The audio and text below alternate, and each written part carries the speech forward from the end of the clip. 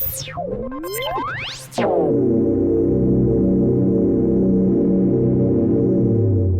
is your weekly report on corruption in the Philippine government. A barangay captain was gunned down after accosting a man for unruly behavior in a basketball tournament in Barangay Gis-Gis San Roque here on Friday night, the 7th of July. Police identified the victim as 62-year-old Barangay Gis-Gis San Roque Captain Benedicto Alcaide Robo. Initial investigation said the victim approached the suspect, Marvin Fajada Flores, alias Pong Pong, aged 40 to 50, and a resident of Barangay Bignay 2 here, to caution him about his conduct. A heated argument ensued, after which the victim went outside the court to eat, where the suspect confronted Robo and shot him at close range. Flores fled and Robo was taken to a hospital here where he died while being treated for bullet wounds. Police have deployed a tracker team and a murder case is being prepared against the suspect. 2 police officers have been arrested in Dasmariñas City, Cavite for allegedly attempting to extort money from an Egyptian national, police said Saturday. In a belated report, Cavite police said operatives from Integrity Monitoring and Enforcement Group nabbed Staff Sergeant Randy Batonganog, who is assigned at Imus City Police Station, and Corporal Roderick Bajado, a member of Dasmariñas Police, during an entrapment operation inside a subdivision in Barangay Salitran 4 on Thursday, the 6th of July. The operation stemmed from a complaint by an Egyptian national, who was unidentified in the report, for alleged robbery extortion against the 2 policemen. According to the report, on the 2nd of July, Bajado went to the house of the Egyptian, accompanied by an alleged victim of attempted rape, asking for the settlement of the charges against the foreigner. The Egyptian denied committing the alleged attempted rape. The report said the cop and the family of the supposed victim allegedly demanded 200,000 pesos from the Egyptian, or else there will be cases filed, prison, and postings on social media, which will destroy his reputation. At around 5 p.m. on the 6th of July, Bajado and his cohort, Batonganog, were collared by IMEG operatives after they were caught in the act of receiving the marked money in exchange for not filing the attempted rape against the Egyptian. The lawman immediately seized the service firearms of the 2 Rouge cops before they were brought to Police Region 4A headquarters in Camp Vicente Lim Laguna for further investigation and eventual filing of charges. The Sandiganbayan has affirmed the conviction of former Department of Agriculture Regional Budget Officer Lourdes Gonzales for graft in the irregular procurement of fertilizer and seeds in 2004.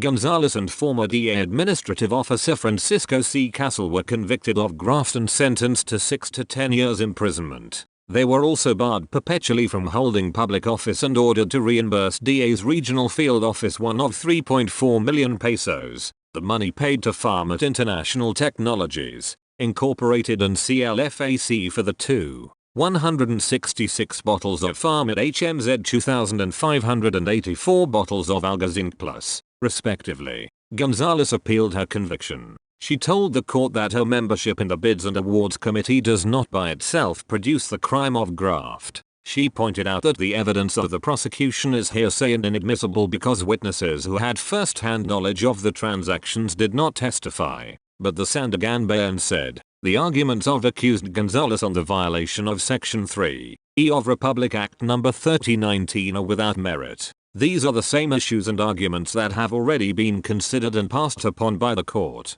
The court pointed out that the public documents produced by the prosecution enjoy presumption of regularity and prima facie evidence of the facts stated. It stressed that the trustworthiness of the public documents was given value because of the sense of official duty and the preparation of the statement made.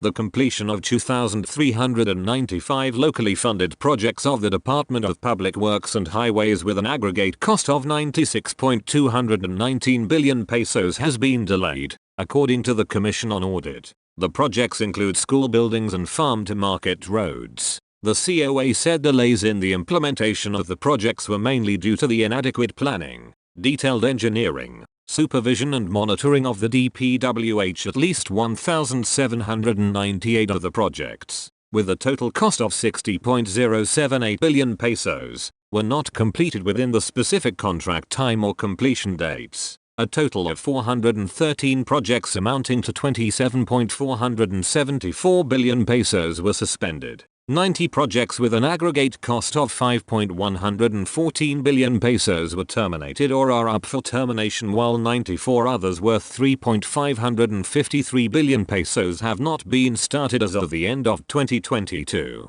The COA said the project delays should be immediately addressed. The audit body also flagged the DPWH for defects in 653 infrastructure projects amounting to 369.173 million pesos. In its 2022 annual audit report on the DPWH, the COA said the defects were due to the lack of proper monitoring and supervision. Among the technical defects and deficiencies observed were the use of inferior quality or substandard materials and poor workmanship. In some projects, the COA said the actual work accomplishments were less than what was reported and paid for. The defects may compromise public safety, cause further destruction of the infrastructure and result in wastage of government funds, the COA said. The National Food Authority has failed to meet the optimum level of national rice buffer stock requirement of 300,000 metric tons at any given time in 2022, according to the Commission on Audit's annual report. COA said that the rice buffer for the entire year of 2022 only ranged from around 111,000 to 182,000 metric tons. The number of NFA buying stations and mobile procurement teams also significantly decreased from 598 in 2020 to 232 in 2022 due to the NFA restructuring program pursuant to RA No. 11203 or Rice Tariffication Law. According to COA, the state auditor noted that despite the full receipt of the 7 billion pesos subsidy from the national government, COA added that the NFA posted a shortfall of 177,349 MT, or 36.95%, of the targeted Pelé procurement of 480,000 MT and had inadequate information dissemination of their Pelé procurement program. A review of the 2022 reports of the NFA on its annual accomplishment and the budget and financial accountability show that, despite NFA's full receipt of the 7 billion pesos government subsidy, only 5.750 billion pesos was disbursed for the 302,651 MT of Pelé procured, or 63.05% of the targeted 480,000 MT of Pelé for 2022, COA said. The inability to maintain the optimum level of national rice buffer stocking requirement of 300,000 MT at any given time pursuant to NFA Council Resolution No. 999/2021 dated the 16th of February, 2021, poses risk to the country's food security in cases of calamity and emergency situations, or non-sustenance of the disaster relief programs of the government during natural or man-made calamities. Likewise, it might result in the shortage of rice supply and higher prices of commercial rice in the market, COA added. The Sandiganbayan Anti-Graft Court has convicted a former cashier of a regional office of the Professional Regulation Commission of malversation for misappropriating over 17 million pesos of agency funds between 2002 and 2008. The Anti-Graft Court's 6th Division dismissed the appeal filed by Ferdinand Lapatan of PRC Region 2, Cagayan Valley, and affirmed the 2019 judgment rendered by the Tuguegarao Regional Trial Court Branch 5. He was sentenced to up 17 years and fined 17.139 million pesos, ordering him to restitute the amount to the PRC as civil liability, with 6% legal interest per annum from the time of the judgment until the amount is settled. The missing amount was discovered by the Commission on Audit, covering the period the 30th of October, 2002 to the 3rd of January, 2008. Lapatan was PRC cashier from 1998 until he was terminated in 2011. It is settled that denial is inherently a weak defense. To be believed, it must be buttressed by a strong evidence of non-culpability. Otherwise, such denial is purely self-serving and is with nil evidentiary value, the Sandiganbayan said in its 6th of July ruling shared online over the weekend. When arraigned in 2015, Lapatan entered a plea of not guilty and presented 3 witnesses but had no documentary evidence. The 2019 RTC decision said the COA findings were regular and due process and fair play were afforded appellant. Lapatan was issued a demand letter to explain the shortage and produce the missing funds, but he failed to do so. His motion for reconsideration in 2020 was likewise rejected by the RTC. A barangay treasurer was shot dead on Sunday afternoon, the 9th of July, in this town. The police regional office 4A identified the victim as Sheila Avellino, treasurer of Barangay Paliparan. Here, a witness said he saw the suspect Marlon Balani carrying a firearm at the crime scene. The incident was reported by Barangay Chairman Leovino Calinazan to the Laurel Municipal Police Station. Avellino died at the Global Medical Center in Talisay, Batangas due to bullet wounds. Police here have dispatched a tracking team to hunt the suspect who fled after the incident. Lawmen have yet to determine the suspect's motive for killing Avellino. 2 police officers were killed while 2 suspects were arrested in a shooting incident on Sunday night in O's Town in Albay. Lieutenant Colonel Maria Luisa Calubaquib, Bicol police spokesperson, reported that 2 motorcycle riding men shot at 11:49 p.m. Chief Master Sergeant Joseph Ostenal, 43, and Corporal Jeffrey Refereeza, 35, both assigned at Os, who were then conducting a mobile patrol in Barangay Isla Sur. Responding policemen immediately conducted hot pursuit operations and arrested the suspects at a checkpoint in Barangay Basad in Polongui Town. Calubaquib identified the suspects as Richard Bonnet Obra, 35, and Fernan Jardinal, 37, a former Philippine Army soldier. Jardinal had gone on absence without an official leave while stationed at the Army's 65th Infantry Battalion, 9th Infantry Division in Mirawi City. Calubaquib said, authorities recovered a caliber .45 and the 2 motorcycles used by the suspects, who were under custody of the Os Town Police. The Commission on Audit has told the Philippine Coast Guard to seek a post facto approval from the Department of Budget and Management for the acquisition of a luxury vehicle worth 4.99 million pesos. In the 2022 audit report on the PCG, state auditors noted that the purchase is contrary to Malacanang Administrative Order No. 14, which prohibits the acquisition and use by government officials of luxury vehicles. The auditors stated that after reviewing sales invoices, the Toyota Land Cruiser with engine displacement of 3956cc and engine of 6 cylinders is considered a luxury vehicle based on the provisions of AO No. 14. In addition, it bears to note that the aforesaid vehicle was likewise requested for bulletproofing amounting to 2,800,000 pesos, the audit report noted. The vehicle procurement and the bulletproofing request were under the rebates program of Petron Corporation for the PCG for 2021 to 2022. The audit report added that the necessity of acquiring new vehicles cannot be established as the PCG owns at least 459 service vehicles. The report also revealed that 31 units of Isuzu MU-X LSA 4x2 worth 58.9 million pesos were also purchased through the rebates program. A former policeman in Bohol province was arrested in a drug bust in Barangay Tola, Pangaleo Town on Sunday, the 9th of July. Victor Licaon de Castro, 41, a former policeman of Barangay Boy, Tagbilaran City did not resist arrest. According to the police report, the suspect was in possession of shabu weighing 6 grams with an estimated value of P40,800. De Castro used to be assigned to the Bohol Tourist Police Unit in Panglao. He was transferred to the Bohol Provincial Police Office before he went on absence without leave last year. He will be charged with violating Republic Act 9165 or the Comprehensive Dangerous Drugs Act of 2002. A former Philippine Army soldier wanted for frustrated murder was arrested in a manhunt operation by the Calamba City Police in Barangay Makiling, Calamba City, this province, on Tuesday morning, the 11th of July. Laguna Police Director Police Colonel Harold Deposita, in a report to Police Regional Office 4A Chief Police Brigadier General Carlito Gases, said the suspect, Irenia, a resident of Barangay Makiling, was apprehended based on a warrant of arrest for 3 counts of frustrated murder issued by Judge Freddy Balonzo of the Regional Trial Court, 5th Judicial Region Branch 63, Calabanga, Camarines Sur. Police Lieutenant Colonel Melanie Martires, Calamba Police Chief, said the suspect was taken to their custodial facility.